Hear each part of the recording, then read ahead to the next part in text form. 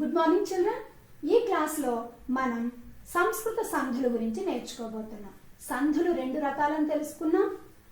తెలుగు పదాలతో ఏర్పడే సంధులను తెలుగు సంధులు అని మనం ముందు వీడియోలో చూసాం. సంస్కృత పదాలతో ఏర్పడే సంధులను సంస్కృత సంధులు అంటారు. ఇవి తిరిగి మళ్ళీ మూడు రకాలుగా మనం చెప్పుకోవచ్చు. అవి అచ్ సంధులు, హల్ సంధులు, విసర్గ సంధి. అచ్చులు మాత్రమే సంధిలో కనబడితే అచ్ సంధులు అంటారు. హల్లులు మాత్రమే సంధిలో కనబడితే హల్ సంధులు అంటారు. విసర్గతో ఏర్పడే సంధిని విసర్గ సంధి అంటారు. ఈ రోజు మనం సంస్కృత సంధికి సంబంధించిన సవర్ణ దీర్ఘ సంధి గురించి మనం తెలుసుకోబోతున్నాం. సవర్ణ దీర్ఘ సంధి అంటే సవర్ణము, సవర్ణములు అంటే ఏంటో మనకు తెలియాలి. సవర్ణములు అంటే అవే అచ్చులకి సంబంధించిన అచ్చులని సవర్ణములు అంటారు. ఆ, ఈ, ఊ, రు. ఇక్కడ చూడండి, ఆ, ఈ, ఊ, రు అంటే రూల్ నెంబర్ 1లో మొదటి పదం ఈ అచ్చు వచ్చి ప్లస్, తర్వాత రూల్ నెంబర్ 2లో అదే అచ్చుకు సంబంధించిన దీర్ఘ అచ్చు అవ్వచ్చు, హ్రస్వ అచ్చు అవ్వచ్చు.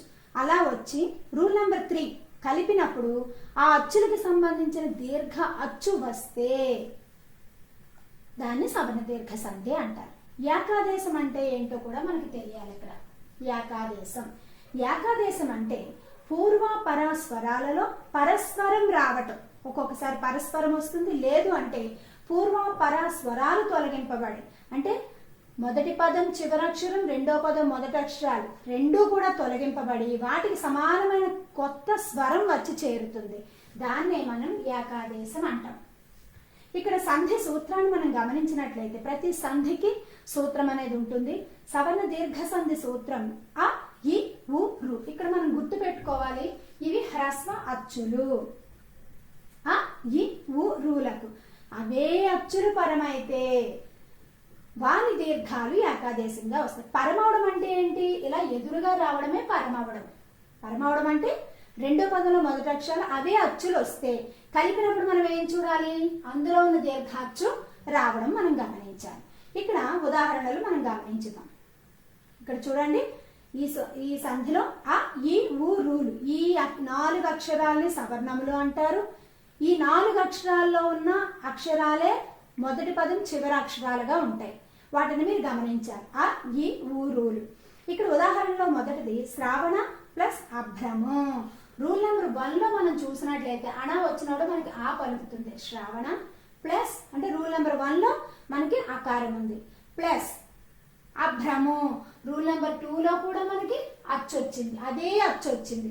ఈ అచ్చుకి అదే అచ్చు పరమవడం అంటే ఎదురుగా రావడాన్నే ఏకాదేశం. ఎదురుగా వచ్చినప్పుడు కలిపినప్పుడు శ్రావణాభ్రము, ఈ అచ్చులో దీర్ఘాచ్చు వచ్చింది, దీర్ఘాచ్చు వచ్చింది. దాన్నే ఏకాదేశం అవడము అంటాం. శ్రావణ అన్నప్పుడు అచ్చు వచ్చింది, అభ్రము అన్నప్పుడు ఇదే అచ్చుకు సంబంధించిన అచ్చు వచ్చింది. వీటిని సవర్ణ అచ్చులు అంటారు. కలిపినప్పుడు రూల్ నెంబర్ 3లో శ్రావణాభ్రము అంటే ఈ అచ్చుల్లో దీర్ఘాచ్చు రావడం. ఆ ప్లస్ ఆ వచ్చి కలిపినప్పుడు అదే అచ్చుకు సంబంధించిన దీర్ఘాచ్చు రావడం సవర్ణ దీర్ఘ సంధి. అంటే సవర్ణాచ్చులు ఒకదానికొకటి ఎదురయ్యాయి, కలిపినప్పుడు ఈ హ్రస్వ ఆకారాల్లో దీర్ఘ ఆకారం వచ్చింది ఇక్కడ. అలాగే రెండవ ఉదాహరణ మనం చూద్దాం. కవి, కవి గుడి ఉందంటే మనకి ఈ ఉన్నట్టు, గుడి ఉందంటే మనకి ఇక్కడ ఈ ఉన్నట్టు. కవి ప్లస్ ఇంద్రుడు. ఇక్కడ కూడా రూల్ నెంబర్ 2లో మనం మొదటి పదాన్ని చూసినప్పుడు ఈ కారమే వచ్చింది.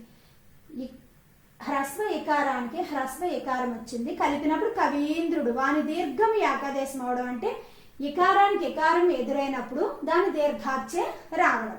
కవీంద్రుడు. ఈకి ఈ పరమై కలిపినప్పుడు ఇకారంలో దీర్ఘాచ్చు రావడమే సవర్ణ దీర్ఘ సంధి. భాను ప్లస్ ఉదయం. భాను నాకి కొమ్ము ఉంది కాబట్టి ఊ ఉంది, నాకి కొమ్ము. ఊ ప్లస్ ఉదయం, భాను ప్లస్ ఉదయం. కలిపినప్పుడు మనకి ఏం రావాలి? భానుదయం. అంటే ఊ ప్లస్ ఊ వచ్చినప్పుడు దీర్ఘాచ్చు రావాలి. ఊ, భాను. ఇక్కడ కొమ్ము దీర్ఘం వచ్చినట్టు మనం గమనిస్తున్నాం. చూడండి ఇక్కడ. అంటే ఊ అనే అచ్చుకి అదే ఊ అనే వచ్చు పరమై కలిపినప్పుడు అందులో దీర్ఘాచ్చు రావడం. ఊ దీర్ఘాచ్చు రావడం.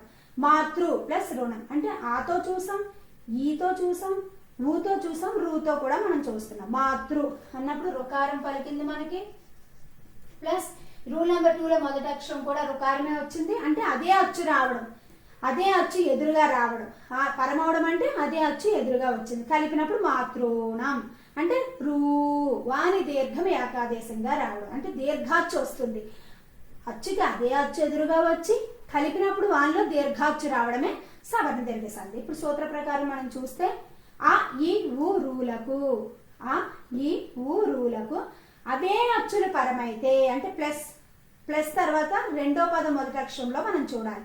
అవే అచ్చులు పరమైతే వాని దీర్ఘం ఏకాదేశంగా వస్తుంది. సూత్రాన్ని మీరు బైహార్ట్ చేయాలి, సూత్రాన్ని నేర్చుకోవాలి. ఆ ఈ ఊ రూలను సవర్ణాచ్చులు అంటారు, గుర్తుపెట్టుకోవాలి. మీరు మొట్టమొదటిగా చూడాల్సిన రూల్ నెంబర్ 1లో మొదటి పదం చివరక్షరం చూడాలి. రూల్ నెంబర్ 2లో రెండో పదం మొదటి అక్షరాన్ని చూడండి. రెండు సమాన అచ్చులు అయితే కలిపినప్పుడు దీర్ఘాలు వస్తున్నాయా లేదో చూడండి. ఇక్కడ ఆకి ఆయ వచ్చింది, ఆ దాని దీర్ఘాచ్చు వచ్చింది. ఈకి ఈ వచ్చింది, ఈ దీర్ఘాచ్చు వచ్చింది. కవీంద్రుడు అంటే ఈ దీర్ఘాచ్చు. భాను అన్నప్పుడు ఊ, ఉదయం అన్నప్పుడు ఊ వచ్చింది, కలిపినప్పుడు భాను ఊలో ఊ దీర్ఘాచ్చు వచ్చింది. చూడండి ఇక్కడ మాతృ ప్లస్ రుణం, రూకి రూయే వచ్చింది అంటే దాని అచ్చే సవర్ణ అచ్చులు అంటారు. ఇదే ఈ అచ్చుకి అదే అచ్చు ఎదురుగా రావడమే సవర్ణ అచ్చులు. కలిపినప్పుడు మాతృణం వచ్చింది.